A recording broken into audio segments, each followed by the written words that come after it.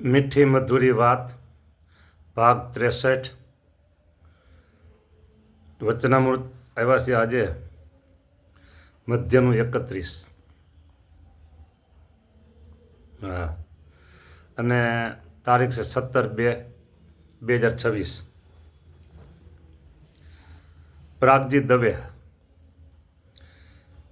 શ્રીમદ ભાગવતમાં કપિલ ગીતાની કથા વંચાવતા હતા મહારાજ.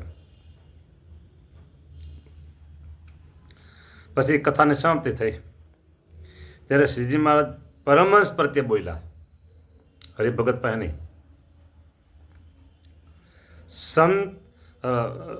પરમહંસ પ્રત્યે બોલ્યા છે, સર્વ કારણના પણ કારણ ને અક્ષરાતીત ને પુરુષોત્તમ એવા જે વાસુદેવ ભગવાન. એડ્રેસ પાકું. સર્વ કારણના પણ કારણ ને અક્ષરાતીત, અક્ષરથી પણ પર, ને પુરુષોત્તમ એવા જે વાસુદેવ ભગવાન તે મહાપુરુષ રૂપે કરી મહામાયાને વિશે વીર્યને ધરે છે. શુક્ર તે પુરુષ અક્ષરાત્મક છે, મુક્ત છે, અને એને બ્રહ્મ કહે છે. અને એ પુરુષે માયામાં વીર્ય ધર્યું ત્યારે માયામાં થકી પ્રધાન પુરુષ દ્વારા એ વૈરાજ પુરુષ ઉત્પન્ન થયા. ત્યારે એ વૈરાજ પુરુષ તે પુરુષના પુત્ર કહેવાય. જેમ આ જગતમાં કોઈક બ્રાહ્મણ, ક્ષત્રિય, વૈશ્યાદિક જે પ્રાકૃત માણસ હોય ને તેની સ્ત્રીમાંથી તેનો દીકરો થાય, તેમ એ વૈરાજ પુરુષ થાય છે. વિવેચન આમાં આવશે નહીં. સીજે એ વૈરાજ પુરુષ થાય છે. એવા જે વૈરાજ પુરુષ તે આ જીવ જેવા જ છે, અને એની ક્રિયા પણ આ જીવના જેવી જ છે. ને તે વૈરાજ પુરુષની દ્વિપ્રાર્ધ કાળની આવરદા છે. દ્વિપ્રાર્ધ કાળ આવરદા છે. એક પ્રાર્થ કેટલા થાય એ તમને કાલે કહીશ, આજે નહીં. દ્વિપ્રાર્ધની આવરદા, હા, કાલે આજે ટાઈમ કાલ ઉપર રાખવું. જવા દો. જો દ્વિપ્રાર્ધ એટલે વૈરાજ પુરુષના 100 વર્ષના આયુષનો કાળ. વૈરાજ પુરુષની વાત આવે ને, આયુષનો કાળ. વૈરાજ પુરુષના 100 વર્ષ એટલે 2 પછી 17 મીંડા લખવાથી જે સંખ્યા બને એટલા માનવના વર્ષ. બગડો લખવાનો, પછી એની પાછળ 17 મીંડા લગાવવાના. કેલ્ક્યુલેટર કામ ન કરે આમાં. એટલા માણસના વર્ષ જાય ત્યારે એ લ્યો.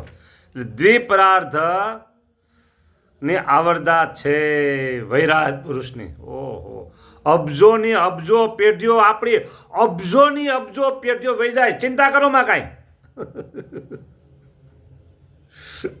હા, આવી વાતો છે. વૈરાજ પુરુષ એટલે કોણ પાસે? તો એ બ્રહ્માંડ રૂપ વિરાટ દેહ સાથે જોડાયેલું ઈશ્વરનું ચૈતન્ય, ઈશ્વર ચૈતન્ય લ્યો. હા, 24 તત્વોમાંથી વિરાટ દેહ ઉત્પન્ન થાય છે.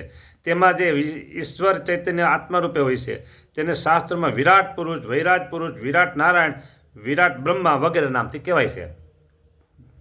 જો ક્યાંય વિરાટ પુરુષ કીધું હોય, ક્યારેક વૈરાજ પુરુષ કહે, ક્યારેક વિરાટ નારાયણ કહે, ક્યારેક વિરાટ બ્રહ્મા કહે. બધા એક નામ છે.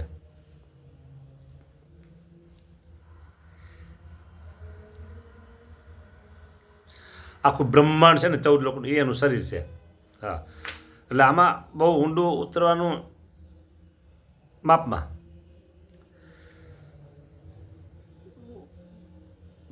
એટલે રાખ્યું છે કે આમાં પહેલાં વાત આવી કે સર્વ કારણના પણ કારણ એ પુરુષોત્તમ નારાયણ સ્વામિનારાયણ ભગવાન. પછી કીધું અક્ષરાતે એટલે સ્વામિનારાયણ ભગવાન. પુરુષોત્તમ એવા છે સ્વામિનારાયણ ભગવાન. એવા જે વાસુદેવ એ સ્વામિનારાયણ ભગવાન. બરાબર. પછી કે છે જેમ આ જગતની ઉત્પત્તિ સ્થિતિ પ્રલયની એવી 3 અવસ્થા છે. જેમ જીવની જાગ્રત સ્વપ્ન સુષુપ્તિ એ 3 અવસ્થા છે તેમ અને વૈરાટ પુરુષનો વિરાટ સૂત્રાત્મા અને અવ્યાકૃત એ 3 શરીર છે. વિરાટ પુરુષના 3 શરીર ક્યાં તો વિરાટ સૂત્રાત્મા અને અવ્યાકૃત એ 3 દેહ છે. તે દેહ અષ્ટાવરણ યુક્ત છે. આ દેહ એના 8 આવરણ યુક્ત છે ને તે દેહ મહતત્વાદિક જે 24 તત્વ તે દ્વારા થાય છે. તે એ વિરાટને વિશે ઇન્દ્રિયો અંતઃકરણ દેવતાએ પ્રવેશ કર્યો ને એને ઉઠાડવા માંડ્યું. તે વિરાટનો જીવ પણ માહી હતો તો પણ એ વિરાટ ઉઠ્યું નહીં. અને જ્યારે ક્ષેત્રજ્ઞ એવા જે વાસુદેવ ભગવાન સ્વામિનારાયણ ભગવાન તે પુરુષ રૂપે કરીને એમાં આવ્યા ત્યારે વિરાટ દેહ ઉઠ્યું ને એ વિરાટ પુરુષ પોતાની ક્રિયાને વિશે સમર્થ થયા. કાંઈ સમજણ પડી નથી. લ્યો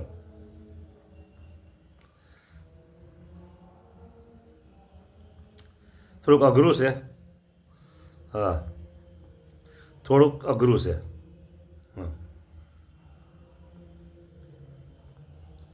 વિરાટ પુરુષ પોતાની ક્રિયા કરવાથી સમર્થ થયા. બ્રહ્માંડ રૂપ વિરાટ દેહ સાથે જોડાયેલું ઈશ્વરનું ચૈતન્ય છે એમ કીધું. હવે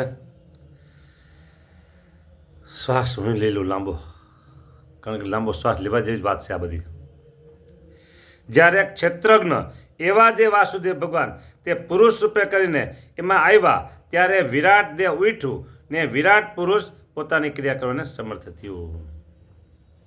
આ જ્ઞાન માર્ગ થોડો કઠણ છે, વધારે છે, ઊંડો છે, પણ આપણે એમાં પ્રવેશ કર્યો નથી, ઊંડા લીધું નથી.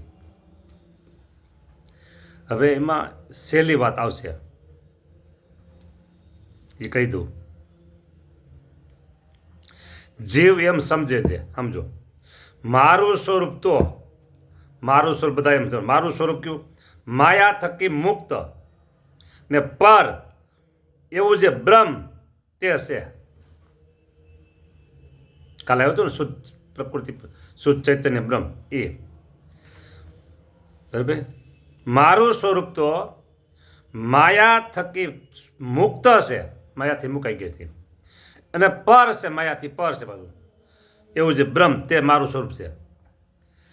એવી રીતે નિરંતર મનન કરતો સતો બ્રહ્મનો સંગ કરે તો એ બ્રહ્મનો ગુણ એ જીવને વિશે આવે છે. એ ગુણ જીવને વિશે આવ્યો એટલે આ શુદ્ધ ચૈતન્ય બ્રહ્મ કહેવાય એને, બ્રહ્મરૂપ કહેવાય એને, આત્મારૂપ કહેવાય એને. લ્યો આ બધી વાતો છે. પછી મહારાજે છેલ્લે એમ કીધું છે આ વાતના બાબતમાં કે આ વાર્તાને સારી પેઠે વિચારજો ને લખજો. અમે ઘણી વાર કીધી છે પણ સમજણ ઠા જેવું નથી. જેને આ વચના મુદ્દા અત્યારે અહીં પૂરી કરી દઉં છું, આગળ લેવું નથી.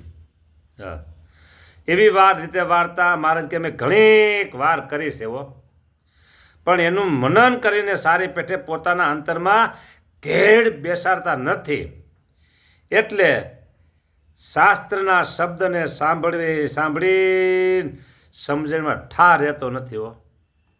બોલો ને ઠાવ કે ઘેડ બેસાડ્યું હોય તો એની સમજણ કોઈ દિવસ તે શબ્દને સાંભળ્યો કરીને ફરે નહીં. માટે આ વાર્તાને સારી પેટે વિચારજો અને લખજો. વિચારજો અને લખજો, બે વાત કીધું. એવી રીતે આ વાર્તા શ્રીજી મહારાજે કરી છે તે લખી છે. લ્યો હવે આગળ વધારે આમાં કંઈ કહેવું નથી, અહીંયા પૂરું કરી દઉં છું આ વચનામૃત. જો આ વચનામૃત બહુ ગહન છે, બહુ ગહન છે, અગત્યનું સમજવા જેવું બધું આવી ગયું છે બધું, પણ આપણે ટૂંકમાં લઈ લીધું છે. બરાબર. વાત પછી સંકર્ષણ અનિરુદ્ધ ને પ્રદ્યુમ્ન એની ઉપાસના છે, તેમાં પ્રલયરૂપ અવસ્થા છે, સંકર્ષણની ઉપાસના છે, સ્થિતિરૂપ અવસ્થા છે, એ બધું આવે, કેટલું બધું આવે છે. હવે એમાં કે ઊંડું ઉતરવું કે